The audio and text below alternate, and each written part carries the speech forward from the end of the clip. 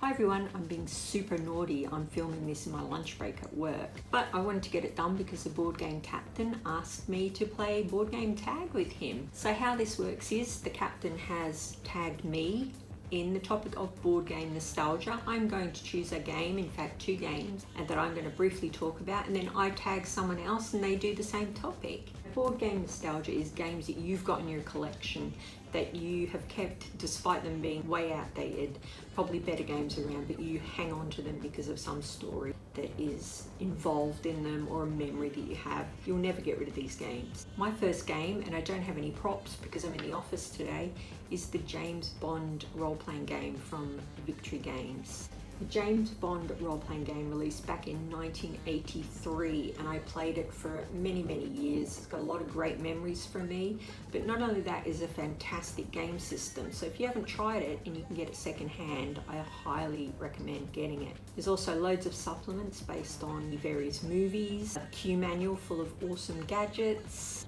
and a few other things as well. The rule system is simple in the James Bond RPG, but very intuitive. It's one of the best systems that I've ever played, and I've played a lot of tabletop gaming. I'll put up my collection somewhere here or here. I'll never get rid of these games. They hold a lot of precious memories for me, and it's just a really great system. I would lend it to any of my friends who are starting out in a spy genre tabletop role-playing game. Next up, board games. This is going to be of no surprise to anyone. I have chosen Hero Quest, which I've still got. I've got Advanced Hero Quest, and I've also got Hero Quest on my Amiga 500. A fantastic dungeon crawl game.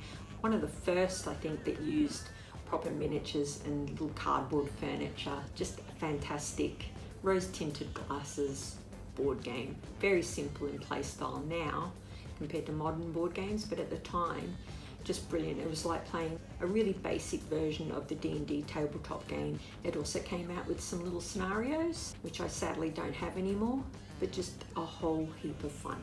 So that's it. James Bond RPG and Hero Quest, the board game. Fantastic. Okay, so this game of board game tag has gone from Board Game Captain to me, Nerfenstein.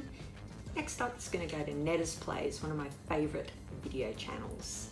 She's an awesome gamer. She does really cool game mechanic videos, and I want to see what she's nostalgic about in her collection.